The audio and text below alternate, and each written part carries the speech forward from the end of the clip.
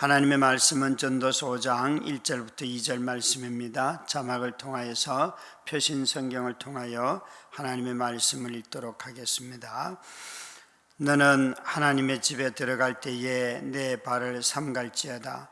가까이하여 말씀 듣는 것이 우매한 자들이 드리는 제물 드리는 것보다 나으니 그들은 악을 행하면서도 깨닫지 못함이니라. 너는 하나님 앞에서 함부로 입을 열지 말며 급한 마음으로 말을 내지 말라. 하나님은 하늘에 계시고 너는 땅에 있음이니라. 그런즉 마땅히 말을 적게 할 것이니라. 아멘.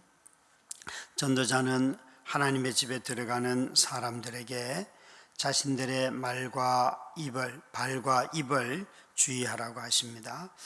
여기서 이 발걸음을 삼가라라고 하는 것은 그것은 그 집에 들어오기 전의 삶을 말합니다.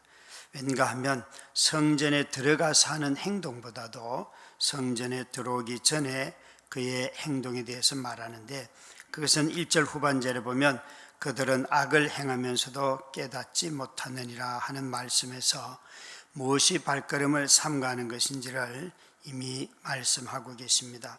악행을 멈춰야지만 악행을 하지 않는 삶을 가지고 하나님의 집에 들어오라고 말씀하시는 거죠. 왠가 하면 우리 모두는 다 하나님 앞에 들어갈 때에 우리의 삶의 위선이 다 드러나게 됩니다. 하나님 앞에 나아간다 하는 것은 전혀 다른 존재 앞에 가는 것이고, 또 그 존재 앞에서 우리 자신들이 드러나게 될 터인데, 놀라운 사실은 여기에 들어오는 사람들은 그들은 악을 행하면서도 악을 깨닫지 못하느니라 라고 말하고 있습니다. 어떻게 하나님의 집에 들어오는데도 불구하고 그 자신들의 행동의 악을 깨닫지 못할 수가 있을까요? 참으로 여기에 들어오는 이 사람들은 놀라운 사람들입니다. 그래서 여기에 듣는 귀와 발걸음에 대해서 언급을 하시면서 내 발을 삼갈지어다. 가까이하여 말씀 듣는 것이 제물을 드리는 것보다 낫다라고 말씀하고 계십니다. 우리 모두 다 하나님의 집에 들어가서 발걸음을 삼가하라 할 때에 마치 제물을 드리는 제단으로 발걸음을 옮기는 이런 것을 상상하기가 쉬운데, 여기 말씀은 가까이하여 말씀을 듣는 것이라고 두 가지를 대조하고 있어요. 적어도 앞에 발걸음을 삼가해야 될 때에 그는 말씀을 들으면서, 하나님의 말씀을 들으면서 행동을 하는가라고 생각하시면 틀림이 없습니다. 우리는 삶과 예배가 일치되도록 하나님이 우리를 부르시죠. 물론 이 삶과 예배가 다 일치된다, 그렇게 완전하게 일치된다라고 말할 사람은 예수님 밖에는 없습니다. 저와 여러분은 다 어딘가에 불일치가 있고, 지금은 깨닫지 못해도 또 시간이 지나면 성숙해 가면서 더 많은 것을 깨닫게 되지요. 그런데 여기에 하나님의 집에 들어오는 사람들 중에 자신들의 악행을 깨닫지 못하는 사람, 그 이유가 무엇일까요? 여러분, 우리는 하나님 앞에 간다 그럴 때에 우리 자신들의 겉으로 드러난 행실을 먼저 살피게 되지요. 바리새인들의 좋은 점은 저들은 자신들의 어떤 규칙을 가지고 자기가 어떤 일을 잘못했는지를 평가할 수 있는 규칙은 있었어요. 물론 그 규칙이 하나님 앞에 가서도 이제는 다른 사람들을 비판하는, 나는 이걸 지켰는데 저 사람은 왜 이걸 안 지킬까? 라고 정죄의 수단이 되었기 때문에 문제가 된 것이지, 그들의 삶에서 그 규칙을 지키는 그것 자체가 문제가 되는 것은 아닙니다.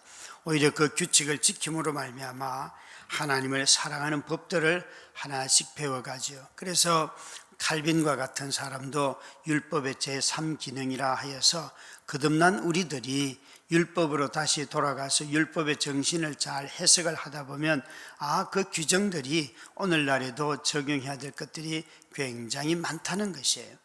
그래서 거듭난 사람들은 율법을 버리는 것이 아니라 율법을 재해석하고 그것을 가지고 다시 적용하게 되는 길잡이로 삼는다는 뜻입니다. 여러분, 하나님의 집에 들어가기 전에 자신의 행동을 살피고 자신의 행위가 무엇이 악한지, 또 그것을 살피는 가장 큰 이유는 하나님은 우리에게 속는 분이 아니기 때문에 그렇습니다. 하나님은 속지 않습니다. 사람은 누구든지 다 속을 수 있습니다. 그러나 하나님은 결코 속지 않는 분이십니다. 그래서 우리가 하나님 앞에 설 때에 우리 자신의 삶의 실제 행동과 말과 또 마음의 중심과 삶의 모든 행동들의 차이가 있다는 것을 깨닫게 되고 그것을 우리는 위선이라고 하지요. 여기에 지혜자는 하나님 앞에 나올 때에 우리의 위선적인 삶이 드러나고 예배와 실제 생활이 다르다는 것을 먼저 지적을 합니다.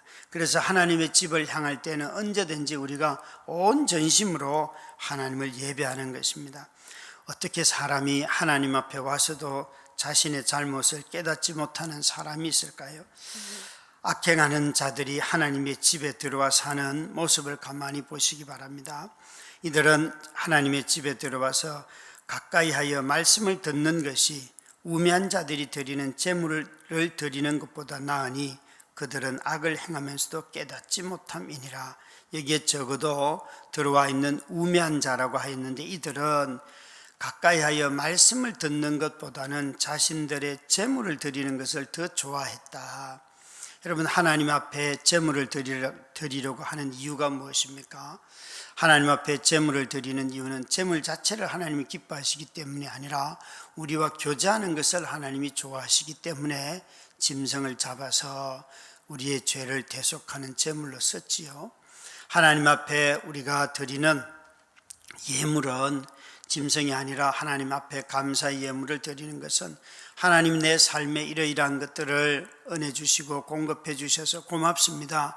그래서 하나님께 감사로 나아가는 것이지 그것 없으면 하나님이 우리를 안 받아주시기 때문이 아니잖아요. 그래서 하나님 앞에 들어가는 모든 사람들이 가장 사모해야 되는 것은 가까이 하여 말씀 들으려고 해야 되는데 이 우매자들은 하나님의 집에 와서 제물 바치는 것이 그들의 목적이 되어버렸어요.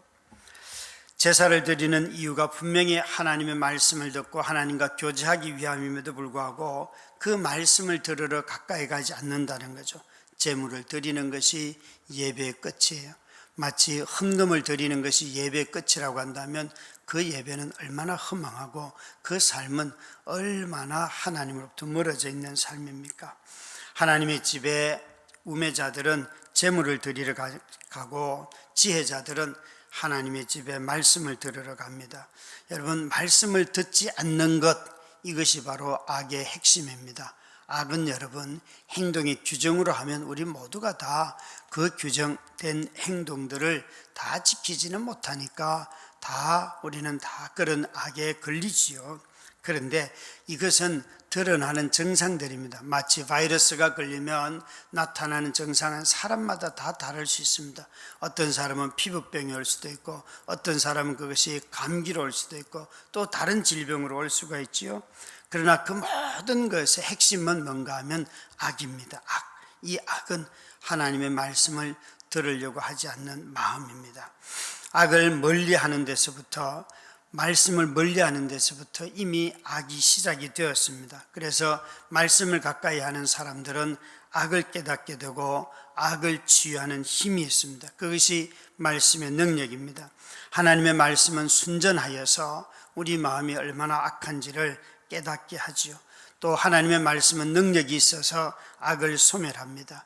우리에게 용서를 하심으로 말미암아 우리 안에 죄와 악을 소멸하시는 힘을 주시고 또 사해 주십니다. 그런데 말씀을 가까이 하지 아니하면 이 악함이 살아나서 자신의 행동, 자신의 감정, 자신의 판단, 자기 자신의 경험을 가지고 항상 하나님의 말씀을 어기게 되지요. 제물을 드리는 것과 말씀 듣는 것, 어느 것이 수단이고 어느 것이 목적입니까?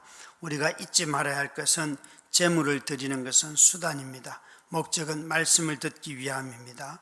그래서 말씀을 듣는 자는 말씀을 듣는 것이 먼저입니다. 말씀을 듣는 자가 제물을 드리게 될 때 그것을 온 정성을 다하여서 제물을 드렸다, 이렇게 말씀하는 것입니다.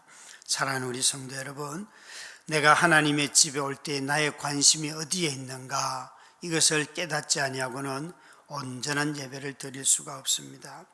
그래서 이 지혜자는 우리에게 이런 온전한 예배를 위하여서 우리 마음을 하나님께로 다 하면, 지금 삶에서 하나님을 예배했고 이제 마음을 가지고 하나님 앞에 나와서 그분의 음성을 들으려고 한다면 우리가 해야 할 구체적인 행동으로 하나님의 집에 와서는 2절에 있는 말씀처럼 말을 멈춰야 한다 말씀하고 있죠. 이렇게 보시면 너는 하나님 앞에서 함부로 입을 열지 말며 급한 마음으로 말을 내지 말라. 하나님은 하늘에 계시고 너는 땅에 있음이니라. 그런즉 마땅히 말을 적게 할 것이니라. 우리가 하나님 앞에 나왔을 때 말을 적게 하라고 하는데, 이 말을 적게 하라고 하는 말만 보시면 안 됩니다. 앞에 왜 말을 적게 하라고 하는지, 도대체 무슨 말을 하기 때문에 말을 적게 하라고 하는가 하면 조급한 말.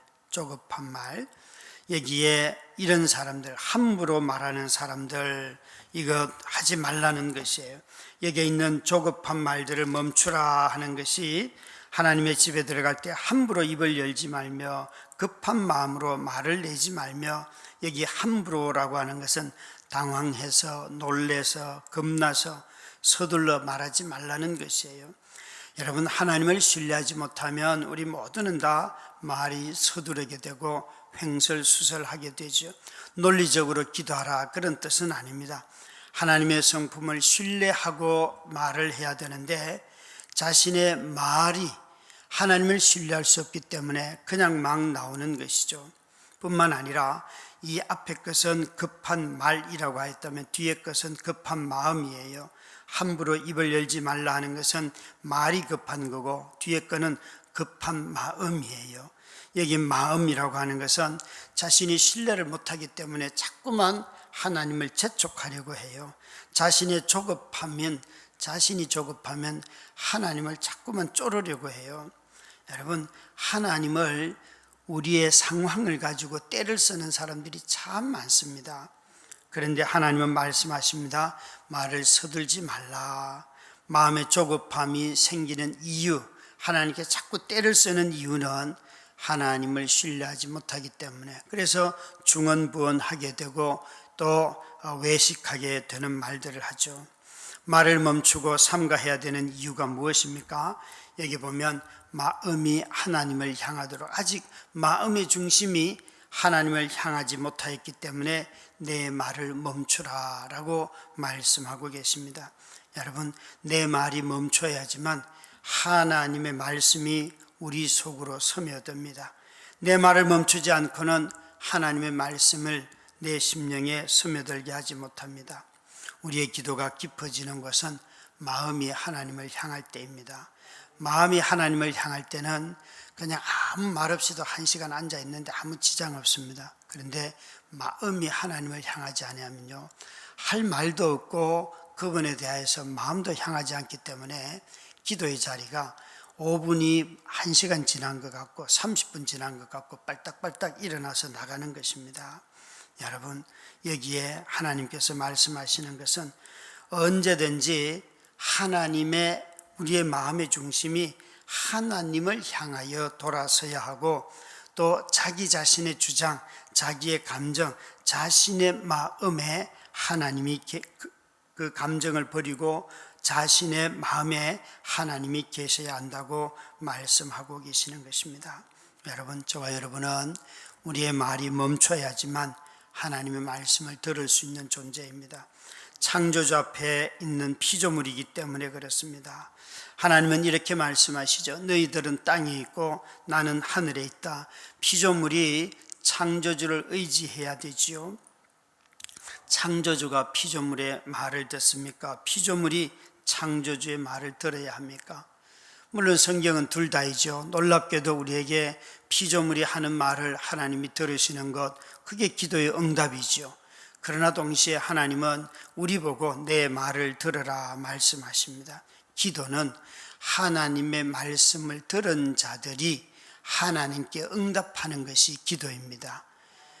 우리가 스스로, 하늘은 스스로 돕는 자를 돕는다, 이런 말들이 있는데 이것은 복음적으로 보면 틀린 말입니다.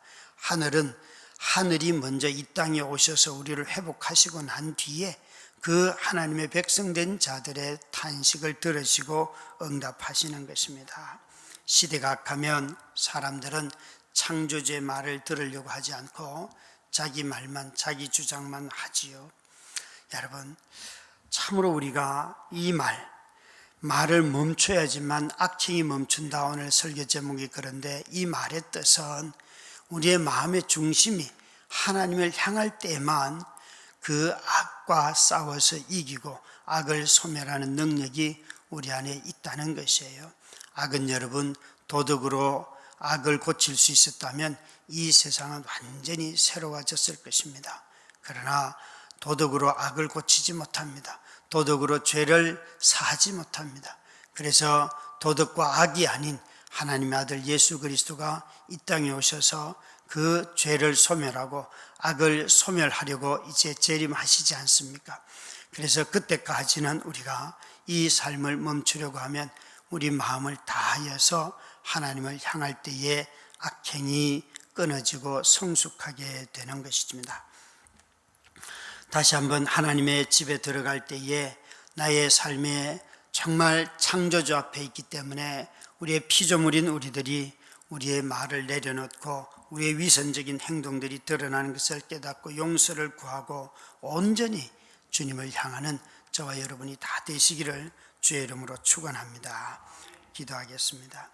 하나님 아버지 감사합니다. 이 땅에 하나님의 아들 예수 그리스도를 보내주셔서 감사합니다.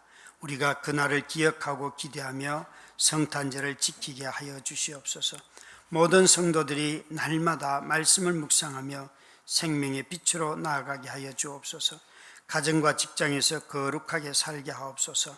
성탄 행사를 준비하는 우리들에게 기쁨이 넘치게 하시고 말씀을 암송하고 찬양하고 연주할 때 은혜를 주옵소서. 연탄을 나르며 하나님이 주목하시는 자들을 섬기는 청년들에게 예수님의 마음을 주옵소서. 멀리서 성탄을 맞이하는 선교사님들 가정에 성령 충만하게 하시고 은혜의 복음을 전하게 하여 주옵소서. 주님, 이 땅에 고통으로 신음하는 이들을 돌보아 주옵소서. 12구 참사를 당한 유가족들을 위로하여 주시고 가족을 잃고 친구를 잃은 자들의 눈물을 닦아주시며 더 이상 이런 안전사고가 일어나지 않게 하여 주옵소서. 정부가 투명하게 감사를 진행하고 대책을 잘 마련하여서 시행할 수 있도록 도와주시옵소서. 이 한파 가운데도 우리 모두를 안전하게 하시고 불이 일어나지 않게 하시고 동파가 일어나지 않도록 도와주시옵소서. 예수님 이름으로 기도드렸습니다. 아멘.